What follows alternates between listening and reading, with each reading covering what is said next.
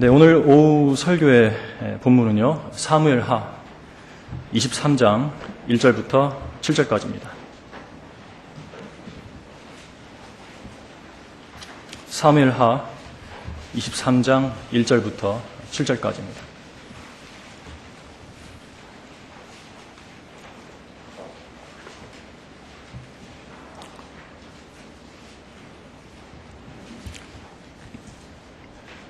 제가 받들어서 읽겠습니다. 이것이 다윗의 마지막 말이라. 이새의 아들 다윗이 말하였으니 높이 올려진 사람이요 야곱의 하나님의 기름 부음 받은 이인 이스라엘의 아름다운 시인이 말하였도다. 주의 영이 나를 통하여 말씀하셨으니 그의 말씀이 내 혀에 있었도다. 이스라엘의 하나님께서 말씀하셨으며 이스라엘의 반석께서 내게 이르시기를 사람을 다스리는 자는 공의로워야 하며 하나님을 두려워함으로 다스려야 하는도다. 그리하면 그가 해 돋을 때의 아침빛같이 되리니 곧 구름 없는 아침 같겠고 비온 후에 맑게 반짝임으로 땅에서 돋아나는 연한 풀잎 같으리라 하셨도다. 비록 내 집이 하나님과 더불어 그렇지 아니할지라도 하나님께서는 나와 더불어 영원한 언약을 맺으셨으니 모든 일에 정돈되고 확고한 것이라. 비록 하나님께서 내 집을 번성케 아니하실지라도 이것이 나의 모든 구원이요 나의 모든 염원이라. 그러나 벨리알의 아들들은 모두 내다버린 가시나무 같으리니 이는 손으로 그들을 잡을 수 없으니라. 그들을 만지려는 사람은 철과 창자루를 갖춰야 할 것이요 그들이 그 자리에서 완전히 불태워지리라 하더라.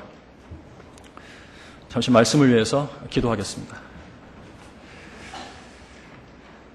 거룩하시고 은혜로우신 주 하나님 감사드립니다.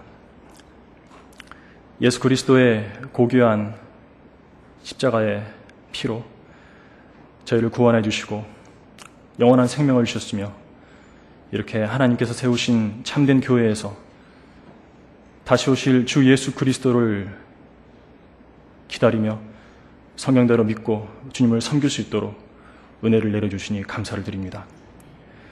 이곳에 모인 성도들은 단 한 사람도 주 예수 그리스도의 재림을 기다리지 않는 사람이 없는 것을 알고 있습니다. 오늘 준비한 말씀을 통해서 우리 주님의 다시 오심을 다시금 기억하고 그동안 저희가 어떻게 주님을 기다려왔는지 되돌아보면서 자신을 새롭게 하고 더욱더 재림을 갈망하는 성도로서 변모되는 시간이 될 수 있도록 인도해 주시옵소서. 오늘 강론하는 말씀 단 한 톨도 땅에 떨어지지 않도록 지켜주시고 성령님께서 조명을 주셔서 이 모든 말씀을 주께서 사랑하시는 성도들이 모두 깨닫고 이 말씀으로 기뻐하며 주님께 영광을 돌려드리도록 인도해 주시옵소서. 마친 시간에 함께해 주시옵시고 주님 홀로 영광 받으시옵소서. 거룩하신 주 예수 그리스도의 이름으로 감사드리며 기도하였습니다. 아멘. 오늘 설교의 제목은 다윗의 마지막 말입니다. 오늘 설교 본문으로 택한 사무엘하 23장은 이것이 다윗의 마지막 말이라는 말씀으로 시작됩니다. 다윗의 마지막 말이라는 말씀이 정확히 무슨 뜻인지는 성경에 분명히 제시되어 있지 않습니다. 사무엘하 23장 이후로도 다윗의 이야기는 계속되고 그보다 약 3년 뒤인 열왕기상 2장에서는 그가 솔로몬에게 해준 유언, 즉 실제적인 마지막 말이 등장하기 때문입니다.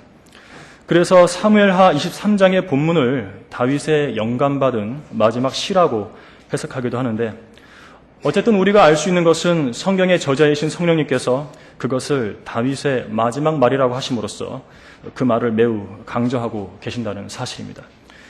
다윗의 마지막 말이라고 했다면 그의 생애에서 그가 했던 가장 중요한 말이라고 할 수 있는 것이죠. 오늘 살펴볼 다윗의 마지막 말은 주님의 다시 오심이 전제되어 있는 예언입니다.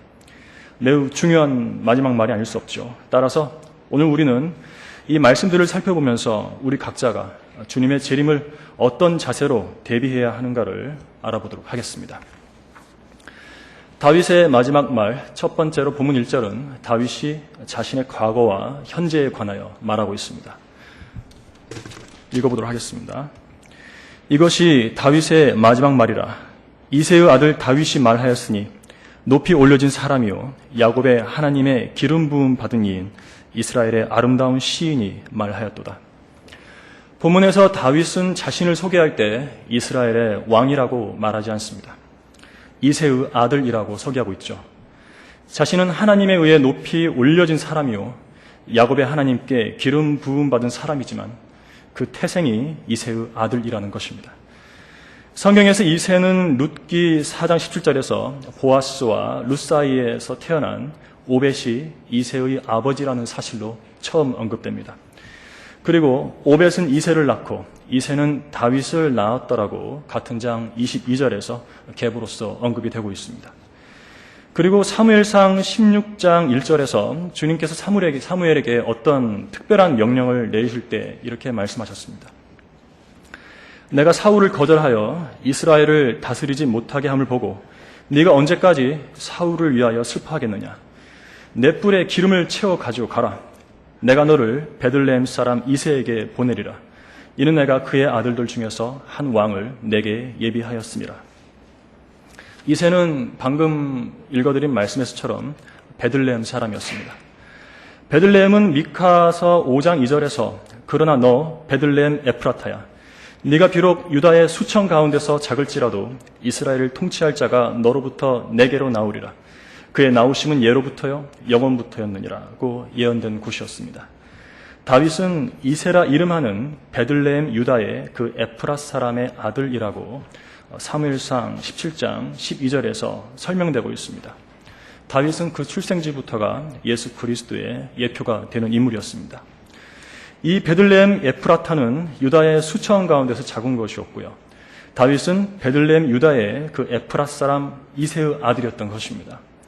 유다 가운데서도 작고 구석진 곳에서 아버지 이새의 양이나 치던 목동에 불과했습니다. 그리고 집안에서의 위치 역시 별 볼 일 없었습니다. 사무엘이 주님의 명령을 받고 사울을 뒤이을 왕에게 기름을 부으려고 이새에게 갔을 때에도 이새는 다윗만 빼고 나머지 7 아들을 사무엘 앞으로 지나가게 했죠. 이새와 그의 아들들을 성결케 하여 희생제에 청했을 때 다윗만 빠진 것을 보면 다윗은 이새의 자식들 가운데서 가장 존중받지 못했음을 알 수 있습니다. 그러면 이새는 어떻습니까? 이새는 대단한 인물이었을까요? 이새는 베들레헴이라는 작은 고을에 살았고 다만 오벳의 아들이요 다윗의 아버지라고만 소개되는 매우 평범한 인물이었습니다. 다윗은 그 이새 곧 매우 평범한 인물의 아들이었죠.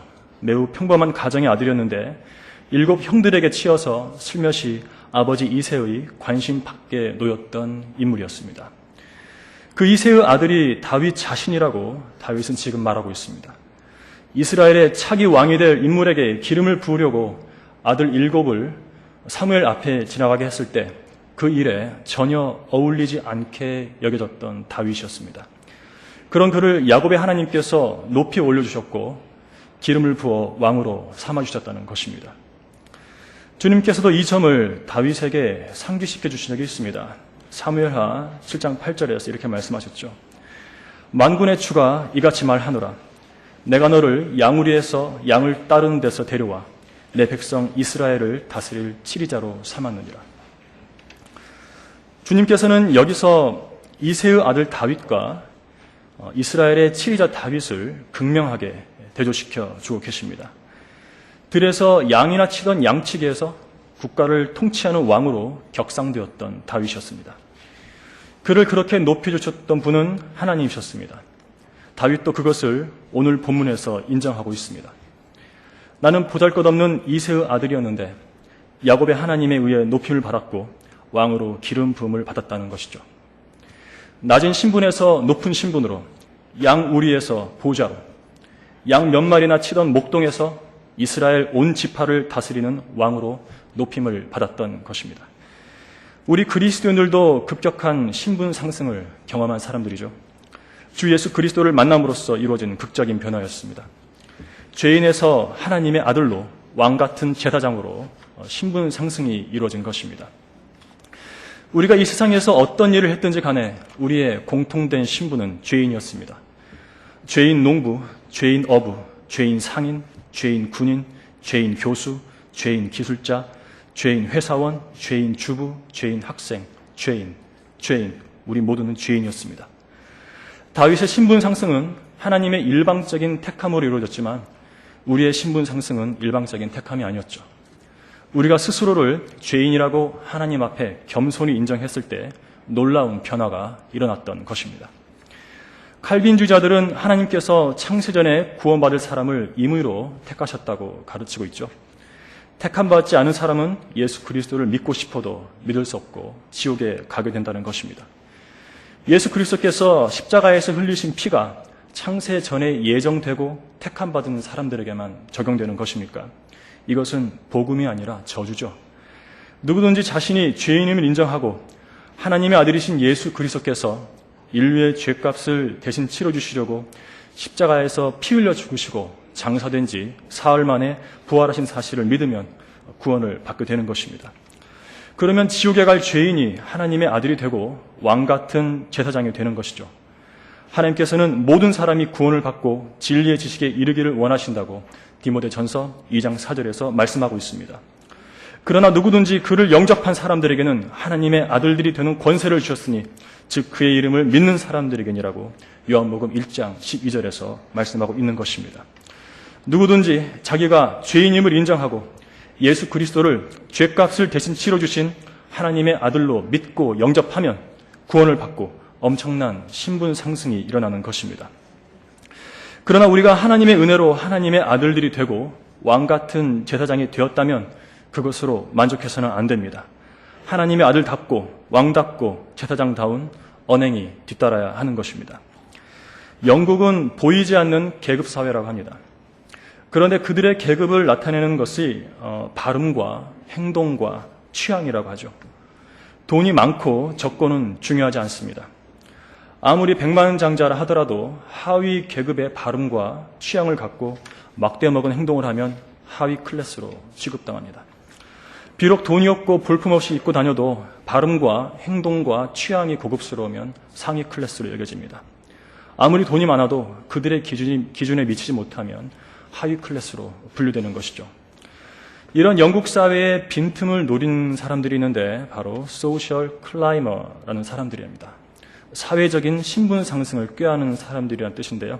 별다른 게 아니고 자신의 발음과 행동과 취향 등을 완전히 바꾸고 상위 클래스처럼 연기를 하는 것입니다. 하위 클래스 집안에서 태어나서 하위 클래스 발음을 하고 매너나 취향도 하위 클래스라 해도 열심히 연습해서 상위 클래스 발음을 구사하고 행동과 취향을 바꾸면 상위 클래스가 된다는 것입니다. 예를 들어서 샴페인은 절대로 반 이상 따르지 않고요. 치즈도 끝부분은 먹지 않고 남깁니다. 이렇게 되면 상위 클래스가 되는 것입니다. 영국의 소셜 클라이머들이 보여주는 것은 신분에는 신분에 어울리는 말과 행동과 취향이 있다는 것이죠. 그러나 그리스도인이라는 신분은 어떻습니까? 그리스도인처럼 말하고 그리스도인처럼 행동하고 그리스도인의 취향을 가진다고 지닐 수 있는 신분이 아니죠. 자신이 하나님 보시기에 영적으로 저 밑바닥에 있는 죄인임을 인정하고 예수 그리스도를 개인의 구주로 믿고 영접했을 때 그때 비로소 그리스도인이 되는 것입니다. 그리스도인이 갖춰야 할 말과 행동과 취향은 거듭난 그리스도인이 된 뒤에 추구해야 할 후차적인 사항입니다. 영국 사회는 치즈 끝을 안 먹고 남기면 상위 클래스가 되지만 그리스도인이 되려면 자신이 죄인이 아닌 척하는 모든 외식을 떨쳐버리고 겸손히 죄인으로 나와 예수 그리스도를 구주로 영접할 때 하나님의 아들이요 왕같은 제사장으로서의 신분 상승이 일어나는 것입니다. 그렇다면 예수 그리스도를 구주로 믿고 신분이 상승된 우리는 과연 그리스도인이라는 신분에 걸맞게 살고 있는지 스스로 돌이켜봐야 하지 않겠습니까? 다윗의 마지막 말 두 번째로 본문 2절에서 다윗은 자신의 혀에 주의 말씀이 있었다고 말하고 있습니다. 함께 본문 2절을 읽도록 하겠습니다. 주의 영이 나를 통하여 말씀하셨으니 그의 말씀이 내 혀에 있었도다. 여기서 다윗은 주의 영께서 다윗 자신을 통하여 말씀하셨으며 그 말씀이 그의 혀에 있었다고 말하고 있습니다. 하나님께서는 그분의 말씀을 전하실 때 인간의 혀를 사용하시죠. 인간의 혀는 그것은 인간의 혀로 하는 인간의 음성이지만 그 메시지는 하나님의 것이었습니다.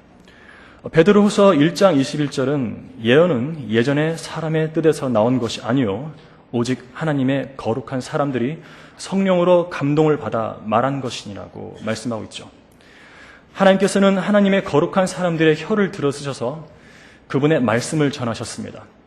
혀는 하나님의 말씀을 전하는 도구이기 때문에 우리 몸의 지체들 중에서 특히 더 귀한 지체입니다.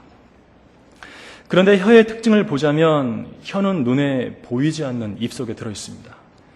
평소에 입은 닫혀있죠. 입이 닫히면 혀도 말하는 기능이 중단됩니다. 혀를 막고 있는 방벽이 두 개가 있는데요. 그 첫째 방벽이 치아이고요. 둘째 방벽이 입술입니다. 하나님께서 인간으로 하여금 입을 닫고 살게 하셨고 혀에 두 개의 방벽을 두르신 것은 그만큼 혀를 함부로 사용하지 못하게 하신 뜻이 담겨진 것으로 보여집니다. 우리가 혀를 가장 잘 사용하는 길은 우리 각인의 혀에 하나님의 말씀이 있어서 주님께서 우리 혀를 통해서 말씀하신 것입니다. 하나님의 말씀을 자신의 혀에 두고 그 혀로 말씀을 전파하는 성도만큼 혀를 잘 사용하는 성도가 없는 것이죠. 성도는 자신의 혀로 하나님의 말씀과 그 말씀에 입각한 진리를 말할 때 자기 안에 있는 한 지체를 주님의 영광을 위해서 가장 유용하게 사용하는 것입니다.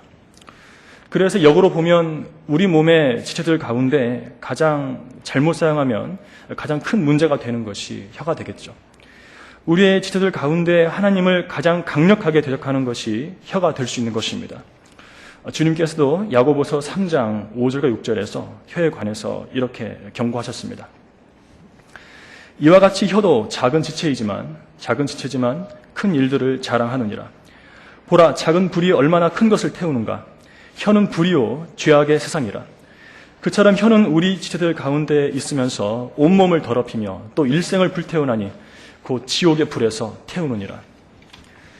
혀를 가리켜서 불이다, 죄악의 세상이다, 온몸을 더럽힌다, 일생을 지옥의 불에서 태운다라고 하셨다면 죄로 저주받은 인간의 지체들 중 가장 사악한 것이 혀가 아니고 무엇이겠습니까?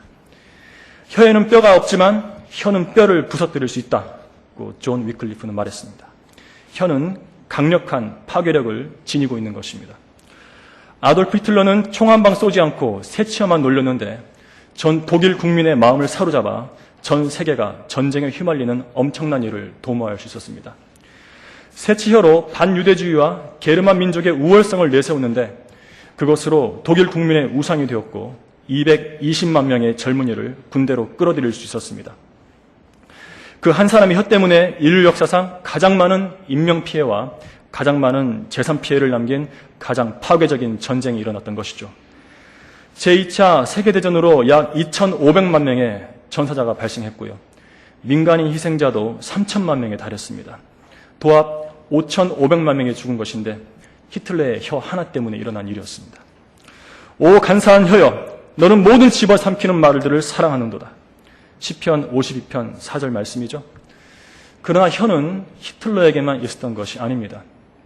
이 땅에 12만 명이나 되는 가짜 목사들에게도 혀가 있죠. 그들이 진리를 잘못 배워 잘못 놀린 혀 때문에 870만 명이나 되는 무지한 교인들이 멸망의 길을 걷고 있습니다. 진리의 말씀을 올바로 나누어 전파하지 않는 자들의 혀는 듣는 자들을 파멸시키는 혀인 것입니다. 지난 2000년 교회사를 통틀어 본다면 히틀러보다도 더 악한 혀를 가진 자들이 바로 가짜 목사들인 것입니다. 우리 그리스도인들에게도 혀가 있죠. 성도 여러분은 하나님의 말씀과 그 진리를 말하는데 혀를 온전히 사용하고 있습니까? 평소에 하나밖에 없는 그 소중한 혀를 어떻게 사용하고 계십니까? 베드로전서 4장 11절은 만일 누가 말하려거든 하나님의 말씀처럼 말하고 또 누가 섬기려거든 하나님께서 공급하시는 능력으로 하는 것처럼 하라. 이는 모든 일에 예수 그리스도로 말미암아 하나님께서 영광을 받으시게 하려 함이니 그분께 찬양과 권세가 영원 무궁토록 있느니라. 아멘이라고 말씀하고 있습니다. 성도는 말을 할 때 신중해야 합니다. 내가 지금 하려고 하는 그 말이 하나님의 말씀과 일치하는 것인가, 일치하지 않는 것인가, 혹시 그것이 내 개인의 주관은 아닐까를 반드시 숙고해야 합니다. 그러나 개인의 주관이라도 그것이 진리와 일치할 때는 주장할 수 있습니다. 진리와 일치하지 않는데 그것을 수용하라고 한다면 거부 반응이 일어나는 것은 너무도 당연한 것입니다. 성도가 모든 말을 하나님의 말씀처럼 진리에 입각하여 말하지 않는다면 하나님께서는 그 성도 안에서 예수 그리스도를 통하여 영광을 받지 못하시게 됩니다. 왜 그렇습니까? 우리의 혀는 예수 그리스도의 희생으로 값주고 사신 우리 몸의 일부이기 때문입니다. 또한 너희 몸은 너희가 하나님으로부터 받은 바 너희 안에 계신 성령의 전인 것을 알지 못하느냐? 너희는 너희 자신의 것이 아니니라. 너희는 값을 치르고 산 것이니 그러므로 하나님의 것인 너희 몸과 너희 영으로 하나님께 영광을 돌리라. 고린도전서 6장 19절과 20절이 말씀하고 있습니다. 성도는 자신의 혀로 하는 말을 통해서도 하나님께 영광이 돌려지게 해야 할 의무가 있는 것입니다. 자기 혀를 온전한 의의 병기로 드려야 할 의무가 있는 것입니다. 로마서 6장 13절에서는 또 너희 지체를 불의의 병기로 죄에게 내어주지 말고 다만 너희 자신을 죽은 자들로부터 살아난 자들처럼 하나님께 드리며 너희 지체를 의의 병기로 하나님께 드리라고 말씀하고 있습니다. 자신의 혀를 의의 병기로 사용하려면 그 마음이 먼저 의의 말씀들로 채워지고 단련되어야 합니다. 평소에 성경을 열심히 묵상하고 공부하고 마음에 새길 때 그럴 수 있는 것입니다. 마음에 가득한 것을 그 입이 말하기 때문에 마음 어딘가가 잘못된 것들로 채워져 있다면 어느 순간 잘못된 것들을 말하게 됩니다. 얼떨결에 나온 말이 그의 마음을 드러내는 것입니다. 혀는 마음의 그 뿌리를 받고 있는 지체입니다. 성도가 진리를 말하다가도 어떤 경우에 진리가 아닌 것을 말하는 것은 그 마음이 이중적인 구조로 되어 있기 때문입니다. 어떤 부분은 진리로 채워져 있는데 어떤 부분은 비진리로 점유당해 있는 것이죠. 진리가 아닌 것을 스스럼없이 수용했기 때문에 그렇게 된 것입니다. 비진리로 점유당한 부분을 말씀의 물로 씻어내고 그 부분을 진리의 말씀으로 채우면 자신의 혀를 어느 때에나 의의 병기로 주님께 온전히 내어드릴 수 있게 되는 것입니다. 성도는 주님께서 사용하시는 혀를 소유해야 합니다. 말씀으로 마음을 채우면 그 혀는 진리를 말하게 되어 있습니다. 세상에 젖어 살면 성도들과 교제할 때 육신과 관련된 이야기만 하게 됩니다. 하지만 말씀에 젖어 살면 말씀에 관한 이야기, 또 말씀을 통해서 주님과 교제하게 된 이야기를 하게 됩니다. 어떤 성도가 간증이 있는 성도입니까? 여러분은 이 두 성도 중에 누구 편에 속해 계십니까? 다윗의 마지막 말, 세 번째로 본문 3절부터 5절까지는 다윗이 주 예수 그리스도의 재림을 이야기하고 있습니다. 읽어보도록 하겠습니다. 이스라엘의 하나님께서 말씀하셨으며 이스라엘의 반석께서 내게 이르시기를 사람을 다스리는 자는 공의로워야 하며 하나님을 두려워함으로 다스려야 하는도다. 그리하면 그가 해돋을 때의 아침빛같이 되리니 곧 구름 없는 아침 같겠고 비온 후에 맑게 반짝임으로 땅에서 돋아나는 연한 풀잎 같으리라 하셨도다. 비록 내 집이 하나님과 더불어 그렇지 아니할지라도 하나님께서는 나와 더불어 영원한 언약을 맺으셨으니 모든 일에 정돈되고 확고한 것이라. 비록 하나님께서 내 집을 번성케 아니하실지라도 이것이 나의 모든 구원이요 나의 모든 염원이라. 다윗은 사람을 공의롭게 하나님을 두려워하며 다스리는 자에 관한 주님의 축복된 말씀에 자신의 집은 하나님의 그 기준에 미치지 못한다는 것을 고백하고 있습니다. 그럼에도 그에게 희망이 있다고 말하고 있는데 본문 5절을 다시 보시기 바랍니다. 비록 내 집이 하나님과 더불어 그렇지 아니할지라도 하나님께서는 나와 더불어 영원한 언약을 맺으셨으니 모든 일에 정돈되고 확고한 것이라. 비록 하나님께서 내 집을 번성케 아니하실지라도 이것이 나의 모든 구원이요 나의 모든 염원이라. 다윗이 본문 5절에서 말하고 있는 것은 주님께서는 이미 다윗과 다윗의 언약이라는 영원한 언약을 체결하시기 때문에 다윗 자신에게는 영원한 소망이 있다는 것입니다. 그렇다면 다윗이 그런 확실한 소망을 갖게 된 영원한 언약을 살펴봐야겠죠. 다 함께 사무엘하 7장을 펴보시기 바랍니다. 사무엘하 7장입니다.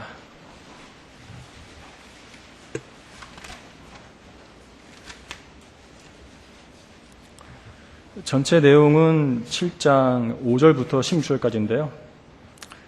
이제 2절을 보시면 왕이 선지자 나단에게 말하기를 이제 보라 나는 백향목집에 거하는데 하나님의 궤는 휘장 안에 거하는도다 하니 이렇게 되어 있습니다. 이것은 다윗이 자기는 이제 커다란 궁전에서 이렇게 왕으로서 편하게 살고 있는데 주님의 궤는 휘장 안에 있다는 것이죠. 자기에 비교할 때 초라하니까 주님께서 거하실 집에 대해서 염려했던 부분입니다. 다윗이 이제 이렇게 말을 하니까 주님께서 이렇게 주의 말씀이 나단에게 임하셔서 하신 말씀이 5절부터 16절까지 나오는데요. 그 중에서도 12절부터 16절까지가 다윗의 언약의 핵심이기 때문에 12절부터 16절까지 읽어보도록 하겠습니다. 내 날들이 차서 내가 네 조상들과 함께 잠들 때 내가 네 몸에서 나올 곧 내 뒤에 올 내 씨를 세우고 내가 그의 왕국을 견고하게 하리라. 그가 내 이름을 위하여 한 집을 지을 것이요 나는 그의 왕국의 보좌를 영원히 견고하게 하리라. 나는 그의 아버지가 되고 그는 나의 아들이 되리니 만일 그가 죄악을 범하면 내가 사람들의 막대기로 사람의 자식의 채찍으로 그를 징책하리라. 그러나 내가 내 앞에서 제거한 사울로부터 내 자비를 빼앗을 것과 같이 그것이 그에게서 떠나지는 아니하리니 내 집과 내 왕국이 내 앞에서 영원히 세워지리라. 내 보좌가 영원히 세워지리라 하시더라. 이렇게 되어 있습니다. 그런데 이 언약은 마치 솔로몬에 대해서 말씀하는 것 같지만 다윗의 씨로서 오실 메시아에 대한 예언입니다. 다윗 뒤에 온 솔로몬은 실패한 왕이었죠. 솔로몬 이후로도 불완전한 왕들로 인해 실패했고 결국 구약의 다윗 왕국의 보좌는 무너져 내리고 말았습니다. 그러나 다윗의 언약은 하나님께서 일방적으로 체결하신 영원한 언약이기 때문에 그 언약을 지키시려면 다윗의 씨로서 한 완벽한 왕이 나타나야만 합니다. 그 왕이 바로 육신으로는 다윗의 씨에서 나신 주 예수 그리스도이신 것입니다. 정돈되고 확고한 다윗의 언약에 따라 그의 집과 그의 왕국과 그의 보좌를 영원히 하시기 위해서 다윗의 아들이신 주 예수 그리스도께서 직접 오셔서 통치하셔야만 하는 것입니다. 다윗은 비록 내 집이 하나님과 더불어 그렇지 아니할지라도 라는 말씀에서 자신의 부족함을 돌아보았고요. 자기 집안의 실패를 내다보았습니다. 그래도 그에게는 하나님께서 그와 더불어 맺으신 영원한 언약이 있기 때문에 거기에 모든 소망을 걸고 있다고 스스로 말하고 있는 것이죠. 하나님께서 다윗과 맺으신 영원한 언약은 인간의 부족함과 실패로 폐기될 수 없습니다. 다윗은 비록 하나님께서 내 집을 번성케 아니하실지라도 이것이 나의 모든 구원이요 나의 모든 염원이라고 했습니다. 자신의 집이 죄로 인해 번성하지 못한다 해도 하나님께서는 이미 그에게 영원한 집과 영원한 왕국과 영원한 보좌를 약속하셨기 때문에 그것을 그의 구원으로 여기고 오직 그것만을 염원한다는 것입니다. 우리는 다윗의 언약 속에서 모든 인간 왕들의 실패를 뒤로하고 그 영원한 언약을 성취하실 주 예수 그리스도의 재림을 바라보게 되는 것입니다. 하나님께서 우리와 예수 그리스도의 십자가로 체결하신 영원한 언약 역시 죄와의 싸움에 실패하고 그래서 낙심하여 힘없이 어깨를 늘어뜨리고 있을 성도들에게 정돈되고 확고한 희망의 근거가 됩니다. 예수 그리스도의 십자가를 믿고 구원받은 뒤에도 우리는 여전히 불완전한 존재로 살고 있습니다. 우리는 불완전하지만 예수 그리스도의 십자가의 언약은 영원 불변하게 우리의 구원을 영원히 보장해 줍니다. 뿐만 아니라 다윗의 언약 속에서 그의 집과 그의 왕국과 그의 보좌가 영원한 것처럼 우리와 맺으신 십자가의 언약 속에서도 보장되는 영원한 것들이 있습니다. 우리의 몸의 구속, 새 예루살렘, 바로 이와 같은 것들이 기본적으로 보장되어 있는 것이죠.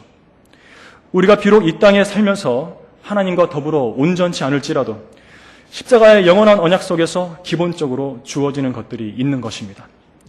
모든 거듭난 그리스도인들에게는 그들의 인간적인 부족함에도 불구하고 영원한 것들이 기본적으로 약속되어 있는 것입니다. 그러나 성경대로 믿는 그리스도인들은 이런 기본적인 것들로 만족하고 세상에서 자기가 원하는 대로 하고 싶은 대로 다 하고 살다가 영혼으로 들어가는 사람들이 아니죠. 우리는 세상을 거부하고 죄와 싸우면서 주님을 최우선적으로 섬기려고 하는 주님을 첫째로 사랑하는 사람들인 것입니다. 간혹 실패와 좌절이 있다 해도 죄에서 승리하신 주님의 십자가를 바라보며 다시 일어나는 사람들이 바로 우리들인 것이죠. 의로운 사람은 7번 넘어져도 다시 일어난다고 잠언 24장 16절은 말씀하고 있습니다. 7전 8기라는 말은 성경에서 나온 표현입니다. 우리가 죄와 싸우다가 넘어져도 다시 일어나 싸우는 것은 주 예수 그리스도께서 다시 오시기 때문입니다. 주님께서 천년왕국의 유업을 가지고 오시기 때문입니다. 그 유업은 구원받을 때 기본적으로 보장된 것이 아니라 지상에서 주님을 얼마나 성경대로 정확하게 믿고 신실하게 섬겼는가에 따라 주어지는 보상입니다. 그렇게 그 유업을 상으로 받기 위해 다시 일어나 열심을 내어 주님을 섬기려고 하는 것입니다. 간혹 구원받았으면 됐지 하는 사람들이 있죠. 그들은 구원만 간신히 받고 빈 털터리로 영혼을 살려고 하는 아주 이렇게 간이 부은 사람들이죠. 주님께서 섬김과 유업과 관련하여 주신 모든 말씀을 완전히 무시해버린 사람들입니다. 그 모든 말씀을 완전히 무시해버리고 자기 멋대로 세상을 즐기는 사람은 하나님을 거짓말쟁이로 만들고 있습니다. 구원받았으면 됐지라는 말은 나는 유업과 보상에 대한 말씀은 믿지 않아를 애둘러서 표현한 것에 불과하기 때문입니다. 지옥에 안 가려고 구원의 말씀만 간신히 믿고 나머지 말씀은 무시하는 것이 그리스도인인 것입니까? 성경대로 믿는 그리스도인은 절대로 그런 사람이 아닙니다. 말씀의 1.1회까지도 모두 믿고 상을 주시겠다고 하시면 상을 받겠다고 하면서 그 모든 말씀을 믿고 실행하는 참된 그리스도인들인 것입니다. 주님께서는 우리에게 상을 주시기 위해 몸을 들여서 섬기라고 명령하십니다. 우리에게 헌신을 요구하신 것은 우리에게 상상도 못할 놀라운 보상을 주시려는 하나님의 위대한 계획을 말씀하신 것입니다. 방금 전 살펴보았던 다윗의 언약도 그렇습니다. 다윗은 이제 보라, 나는 백향목 집에 거하는데 하나님의 궤는 휘장 안에 거하는도다 라고 하나님의 집에 관해서 염려했을 뿐입니다. 그런데 주님께서는 그의 마음을 보시고 그에게 영원한 집과 영원한 왕국과 영원한 보좌를 선물하셨습니다. 우리의 하나님은 바로 이런 분이시죠. 우리의 마음의 중심을 보시고 우리의 작은 헌신에도 상상도 못할 만큼 놀랍도록 보상하시는 분이신 것입니다. 그러므로 형제들아, 내가 하나님의 모든 자비하심으로 너희에게 권고하노니 너희 몸을 하나님께서 기뻐하시는 거룩한 산제물로 드리라. 이것이 너희가 드릴 합당한 예배니라. 로마서 12장 1절 말씀입니다. 그리스도인은 반드시 자기 몸을 주님께 드려서 섬겨야만 합니다. 꼭 보상을 받기 위한 섬김이 아니라 예수 그리스도께서 그분의 몸을 우리를 위해 십자가의 제물로 내어주셨기 때문에 우리 역시 주님께 몸을 드려 섬기는 것입니다. 그런데 그 너무나도 당연한 섬김에 엄청난 보상이 따른다는 것이죠. 그러므로 주님께서 값주고 사신 여러분의 몸을 반드시 주님께서 기뻐하시는 거룩한 산제물로 드려서 열심히 섬기시기 바랍니다. 다윗의 마지막 말, 이제 마지막으로 진짜 마지막입니다. 다윗은 벨리알의 아들들이 받아야 할 심판에 대한 말로 마지막 말을 끝냅니다. 본문 6절과 7절을 보시기 바랍니다. 사무엘하 23장이죠. 23장 6절과 7절입니다. 그러나 벨리알의 아들들은 모두 내다 버린 가시나무 같으리니 이는 손으로 그들을 잡을 수 없습니다. 그들을 만지려는 사람은 철과 창자루를 갖추어야 할 것이요 그들이 그 자리에서 완전히 불태워지리라 하더라. 5절까지의 분위기와는 완전히 다르죠. 공의롭고 위대한 왕에 관한 말씀에서 벨리알의 아들들에 관한 말씀으로 급전환되고 있습니다. 여기서 벨리알의 아들들은 문맥상 3, 4절에 공의롭고 하나님을 두려워하는 왕과 그의 왕국을 대적하는 죄인들입니다. 다윗의 통치기에도 벨리알의 아들들이 있었지만 궁극적으로는 천년왕국을 가져오실 주 예수 그리스도를 대적하는 이 세상의 모든 마귀의 자식들에 대한 예언이죠. 다윗의 언약에 따라 주님께서 재림하시면 지옥불에서 영원히 불태우실 세상의 모든 죄인들을 가리키는 것입니다. 주 예수께서 그의 능력의 천사들과 함께 하늘로부터 나타나실 때 하나님을 알지 못하는 자들과 우리 주 예수 그리스도의 복음에 순종치 아니하는 자들을 불길 가운데서 벌하시리니 이런 자들은 주의 임재와 그의 능력의 영광으로부터 떠나 영원한 멸망의 형벌을 받게 될 것이라고 데살로니가 후서 1장 7절부터 9절은 말씀하고 있습니다. 주님께서는 본문의 벨리알의 아들들을 가리켜서 가시나무와 같다고 말씀하십니다. 가시나무는 성경에서 죄로 저주받은 것을 상징하죠. 하나님께서 죄로 저주받은 아담에게 뭐라고 말씀하셨습니까? 창세기 3장 18절에서 땅은 내게 가시나무와 엉겅퀴를 낼 것이라고 하셨죠. 가시나무는 죄의 상징인 것입니다. 그런데 가시나무는 그 가시들이 모든 방향으로 돋아나 있다는 특징이 있죠. 그래서 어디를 어떻게 만지려 해도 찔러 들어오기에 손댈 수가 없습니다. 주님께서는 벨리알의 아들들을 가시나무처럼 손댈 수 없는 자들이라고 말씀하십니다. 손으로 살살 토닥여서 앞으로 잘 해보자고 설득할 수 없는 그런 완악한 자들이라는 것이죠. 오히려 하나님의 말씀의 권고를 무시하고 그 말씀을 제시하는 손길을 뾰족한 가시로 찔러버리듯이 상처를 주는 존재라는 것입니다. 가시나무 같은 벨리알의 아들들은 손댈 수 없으니까 철과 창자루로 징벌하고 그 자리에서 불태워버려야 한다고 주님께서는 강력하게 경고하고 계시는 것입니다. 그렇다면 벨리알의 아들들이 도대체 어떤 자들인지 사방팔방으로 뻗은 그들의 죄의 가시들은 무엇인지 알아야만 합니다. 성경에는 벨리알의 아들들 또는 벨리알의 자식들, 때로는 벨리알의 딸이 나옵니다. 여럿 나오는데요. 딸만 빼고 여럿 나오는데요. 대표적으로 몇 가지만 살펴보도록 하겠습니다. 최초로 등장하는 것이 신명기 13장 13절입니다. 신명기 13장 13절입니다.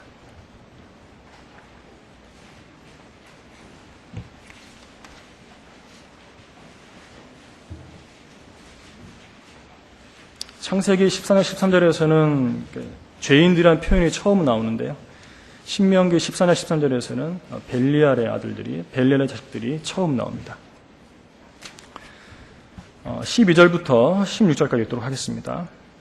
신명기 13장 12절부터 16절입니다.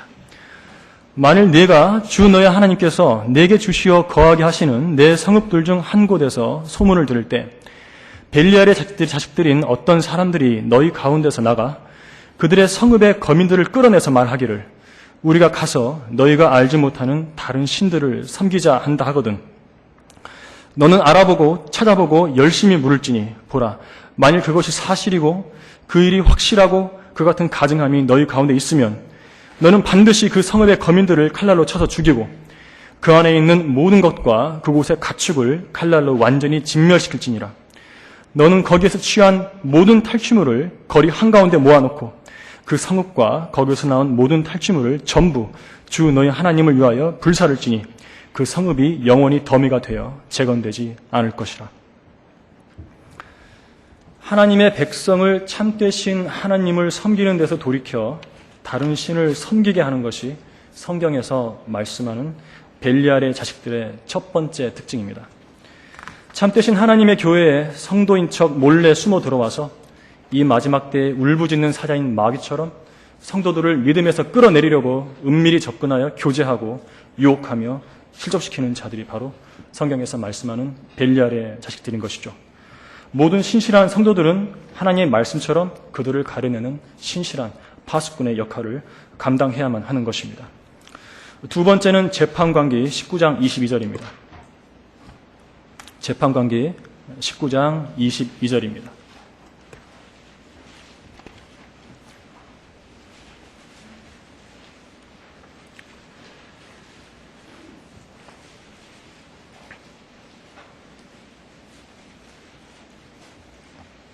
제가 읽도록 하겠습니다.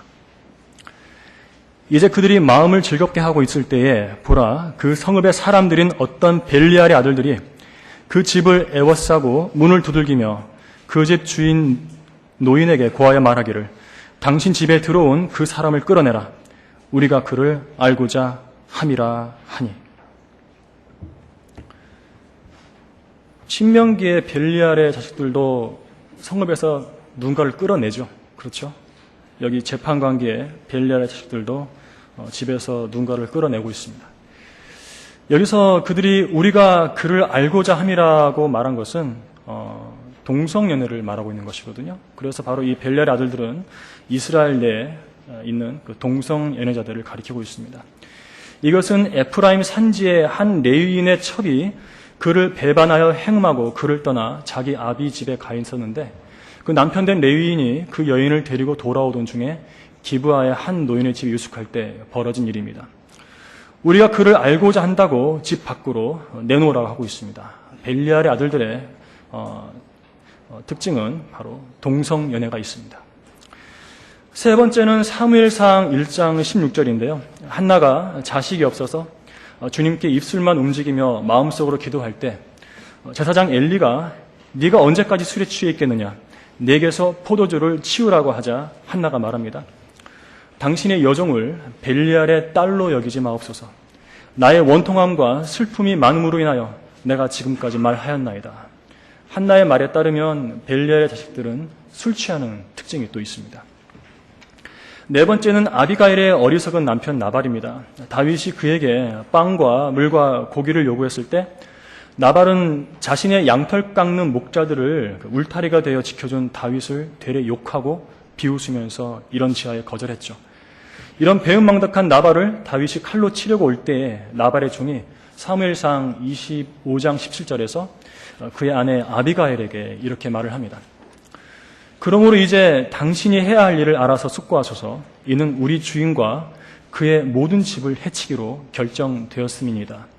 주인은 벨리아르 아들이기에 그에게 말할 수 있는 사람이 없나이다. 나발의 종은 자기 주인이 벨리알의 아들이기에 그에게 말할 수 있는 사람이 없다고 했습니다. 벨리알의 아들인 나발은 아주 탐욕스러운 사람이었을 뿐만 아니라 은혜를 망각하기도 했고요. 또 매우 완악해서 신실한 조언에 귀를 완전히 닫아버리는 특징이 있었습니다. 이외에도 하나님께 드리는 희생제를 멸시해서 제물로 바쳐진 고기를 도둑질하고 또 상막문에 모인 여인들과 음행을 저질렀던 홈니와 피느하스가 있었죠. 사울이 왕으로 세움받았을 때 이 사람이 어떻게 우리를 구원하겠느냐며 권위를 대적했던 벨리알의 자식들이 있었습니다. 아합이 나봇의 포도원을 빼앗기 위해 거짓 증인들로 불러온 벨리알의 아들들이 있었는데요.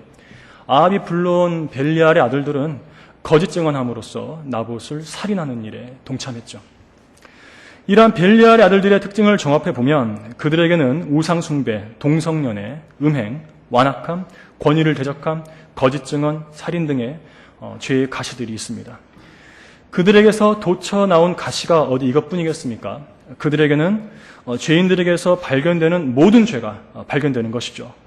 이 죄의 가시들은 손으로 어떻게 해볼 수 없기 때문에 철과 창자루로 징벌하고 지옥불로 태워버려야 한다고 주님은 강력하게 말씀하고 계시는 것입니다. 그런데 이 벨리알의 아들들의 죄의 가시들은 어디서 많이 들어본 것들이죠. 달리 말하면 벨리알의 아들들은 마귀 자식들인 것인데 그들의 특징이 그리스도인들에게 주시는 경고의 말씀에 담겨 있습니다. 오늘 오전에도 설교실에 찾아봤었는데요. 다시 한번 고린도전서 6장 9절부터 11절까지 찾아보도록 하겠습니다. 고린도전서 6장 9절부터 11절까지입니다.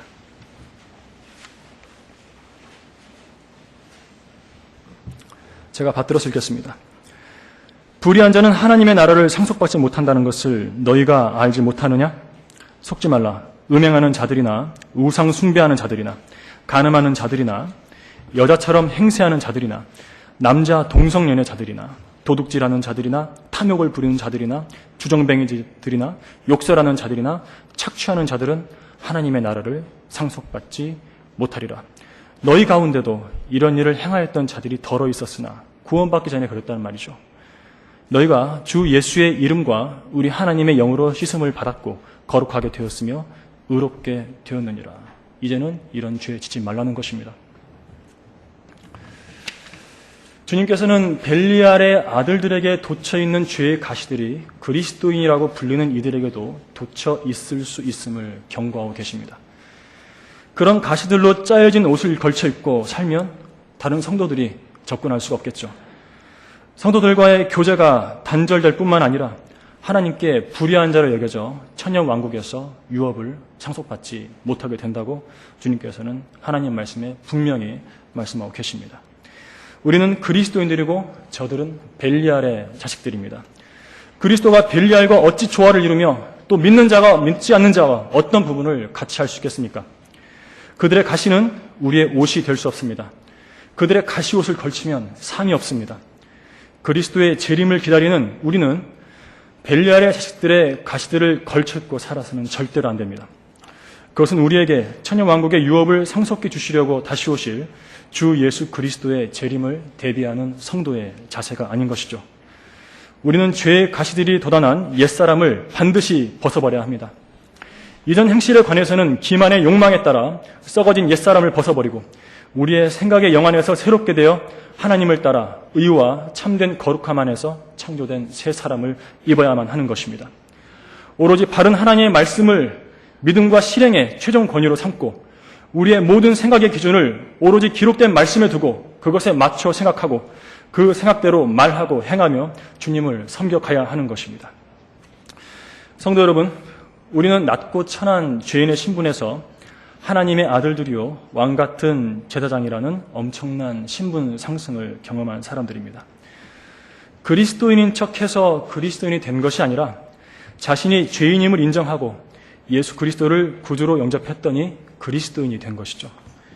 주님께서 십자가에서 흘려주신 보혈의 공로로 그리스도인이 되었다면 내면으로부터 변화된 참된 그리스도인의 모습을 외적으로 표출해야 합니다. 무엇보다도 우리의 혀로 진리에 합당한 말을 할 줄 알아야 합니다. 또 말이든 행실이든 취향이든 구원받기 이전의 옛사람과 관련된 모든 것을 벗어버리고 하나님의 말씀과 정확히 일치한 새 사람의 말과 행실과 취향으로 살아야 합니다. 말씀을 진지하게 묵상하고 공부하며 마음에 새기면 그렇게 변화될 수 있습니다.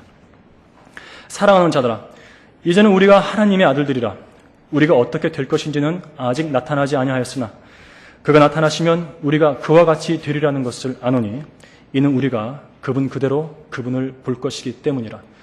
그분 안에서 이 소망을 가지는 사람은 누구나 그분이 정결하신 것처럼 자신을 정결케 하느니라.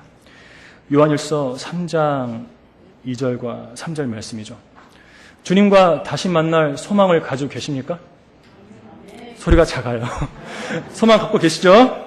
네. 자, 그런 그리스도인은 누구나 주님이 정결하신 것처럼 자신도 정결케 한다고 성경은 너무도 당연한 일로서 말씀하고 있습니다. 날마다 말씀으로 자신을 정결케 하는 일을 성도 여러분도 당연한 일로 받아들이시기 바랍니다. 지금까지 주님의 재림을 잘 기다렸지만 죄의 가시들로부터 스스로를 정결케 하는 일에 부족한 점이 있었다면 오늘 설교 말씀을 통해서 모두 씻어버리고 재림을 향해 새롭게 출발하는 성도들이 되시기 바랍니다. 기도하겠습니다. 거룩하고 은혜로우신 주 하나님 아버지 감사드립니다. 늘 찬송하고 기도하는 것은 우리 주 예수 그리스도의 십자가의 보혈의 공로를 통해서 우리를 구원해 주셨다는 사실입니다. 하지만 거듭나서 하나님의 아들들이 되고 왕같은 제사장이 되었다는 사실에만 머물지 아니하고 그 이후로 하나님의 말씀으로 자신의 모든 말과 행실과 취향이 모두 변해서 누가 보더라도 어느 방향에서 보더라도 죄의 가시가 보이지 아니하고 새 사람이 보이는 그러한 성도들로 변모될 수 있도록 주님께서 사랑하시는 우리 성도들을 주님께서 인도해 주시기를 간절히 기도드립니다. 그래서 우리 주께서 다시 오실 때 우리 주님 앞에 섰을 때 우리가 주님 앞에 떳떳이 서서 주님과 기쁨으로 만날 수 있도록 역사해 주시옵소서. 오늘의 모든 예배를 받아주시고 주님께서 홀로 영광 받아주시기 참으로 감사를 드립니다. 거룩하신 주 예수 그리스도의 이름으로 감사드리며 기도하였습니다. 아멘.